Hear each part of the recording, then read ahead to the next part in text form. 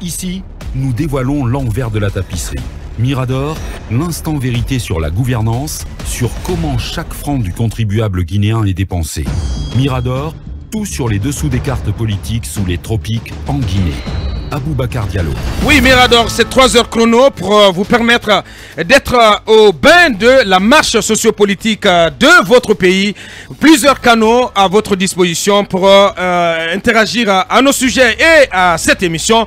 Le www.filmguinée.com ou encore la page Facebook. Vous êtes d'ailleurs très nombreux à nous pratiquer sur la page Facebook de Film Guinée. Vous avez également la chaîne YouTube de Film 24 à votre disposition. La chaîne YouTube que nous vous recommandons fortement. Nous applis également, vous qui êtes à l'étranger, vous nous pratiquez donc via nos applis. Merci encore une fois d'être au rendez-vous. Talibé, bonjour. Bonjour, le prince du Wassolo. Pourquoi? Bonjour.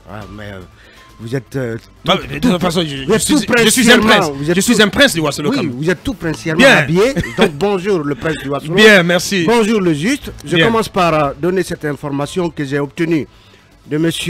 Ousmane Doré, médiateur dans le cadre de la désignation des 15 représentants de la classe président du MND. Oui, cette médiation a pris fin quand même, Talibé. Non, justement. Non, mais... Justement, l'information que je vous donne... Médiateur jusqu'à quand? Justement, l'information que je vous donne, c'est que je me suis entretenu avec lui, il m'a fait état d'une réunion qui est prévue aujourd'hui dans un hôtel de la place, celui-là même qui avait abrité la réunion surprise des différentes coordinations des différentes coalitions politiques. Donc une réunion est prévue si rien n'a changé, en tout cas depuis qu'on s'est entretenu hier soir. Cette réunion est 15 coalitions. C'est une réunion qui fait appel à l'ensemble des coalitions politiques du pays. Vous le savez, lors de la réunion précédente, donc celle que j'appelle la réunion surprise, il avait été annoncé que la dynamique ne visait pas simplement à désigner les 15 représentants et à s'en arrêter là. La dynamique visait justement un processus qui devait aboutir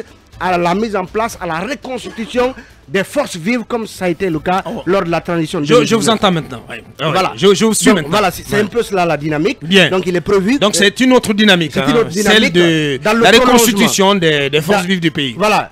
À l'effet de constituer dans un premier temps l'union sacrée de la classe politique, et laquelle union sacrée doit amener donc la classe politique à aller vers les autres forces du pays pour reconstituer donc les forces vives afin de peser justement. Mais ça, c'est la classe politique qui veut donner le ton. Qui veut donner le ton. Donc cette réunion est prévue. Ouais, tout à l'honneur de Ousmane Doré. Est-ce que tout le monde y sera? Voilà, à qui nous disons vraiment courage, parce que le combat n'est pas facile. Ouais, autre chose, Talibé? Autre chose, c'est des nominations intervenues donc hier. Et on nous annonce aussi que les secrétaires généraux ils doivent se rendre à Kalia également. Absolument. En fait, la décision aurait été annoncée hier lors du Conseil des ministres. Donc on n'a pas vu le compte rendu. Donc on n'a pas vu pour le moment le compte rendu. Il faut que cela change. Parce que par le passé... Il faut que Ousmane Gawal, je ne sais pas, vous avez vu ou pas? Oui. Personnellement, je n'ai pas vu. Oh, il a fait le compte rendu. Oui. Ousmane Gawal, oui. Mais le texte... Dans le journal. Je vous dis que d'habitude... C'était avant-hier. Attention, Mohamed. Oui, il a fait un compte rendu quand même, Ousmane Gawal, bien sûr, oui. Hier. Maintenant, c'était hier, il l'a fait. Je suis en train de dire que d'habitude... Personnellement, j'ai suivi le journal, je n'ai pas vu, honnêtement. Non, c'était bien après, en fait. Je suis en train de dire, Mohamed Kaba, je suis en train de dire que d'habitude, le texte du compte rendu du Conseil des ministres nous était envoyé directement dans nos adresses e-mail. Donc, ainsi, on y avait accès pratiquement aussitôt après la présentation. Avant même que voilà, le compte rendu ne passe à la RTG, bien entendu. Toutefois, donc il faut tenir compte de cela. Donc on apprend que les secrétaires généraux, eux aussi, iront faire leur incubation du côté de Kalia, où donc le gouvernement avait fait une retraite. Donc c'est une autre retraite, et peut-être une retraite de plus, puisqu'on se pose la question de savoir pourquoi les généraux aussi, après justement après leur ministre, devraient y être. Est-ce que ils sont aussi en fait pour beaucoup d'observateurs, on se serait limité à soumettre les ministres à cet exercice, parce qu'il revenait à ces ministres, donc d'implémenter l'esprit, la philosophie en tout cas, reçus du côté de Calais alors la pour ma part, c'est important aussi de confronter les secrétaires généraux. Ce sont les vice-ministres quand même. Peut-être que les chefs bien sûr. Il y en a d'ailleurs qui deviendront ministres. Peut-être que les chefs de cabinet aussi seront soumis à cela. Et après les conseillers des ministres. Pas besoin. Vous jouez les déclinologues. Il n'y a pas de problème. Pas besoin. Par déduction, peut-être que les chefs de cabinet et après les conseillers. Toujours est-il que après les directeurs. Moi j'estime que la retraite des ministres aurait suffi et à eux donc d'implémenter. Bien. Parmi les décrets, les nominations ou les départs d'hier, forcément ce qui a retenu l'attention, c'est le départ de Kamano du côté du ministère du budget.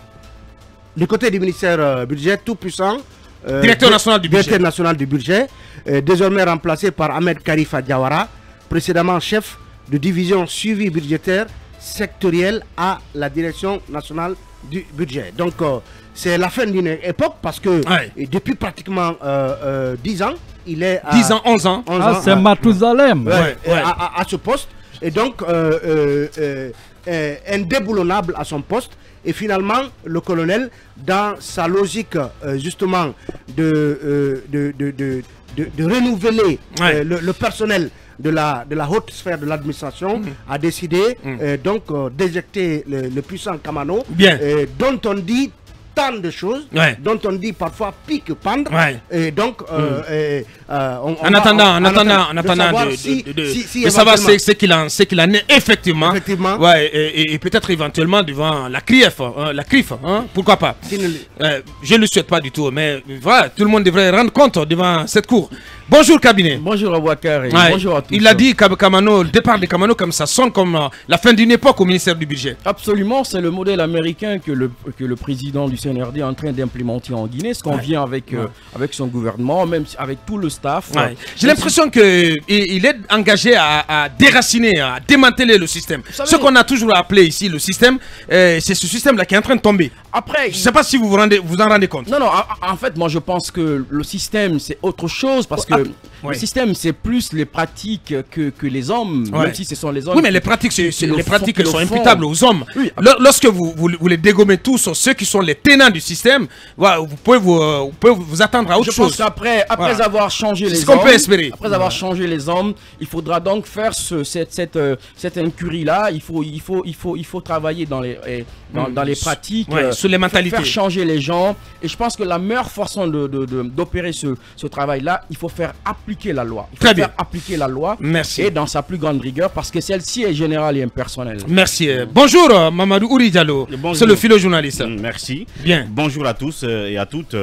Je voudrais tout simplement rappeler que suite à la situation de Kouroukoro qu'on a présenté ici hier, donc ce cas de meurtre, il y a eu justement qui a coûté le poste à l'ancien préfet de... à l'ancien préfet, puisqu'au demeurant de Kouroussa. Au demeurant, c'était de savoir qu'est-ce qui a été à l'origine donc de l'éviction d'un certain nombre de préfets, dont celui de Kouroussa. Donc on est arrivé au développement de ce cas de meurtre qu'il y a eu à Kouroussa, mettant en cause donc un certain Kerfala Dabo.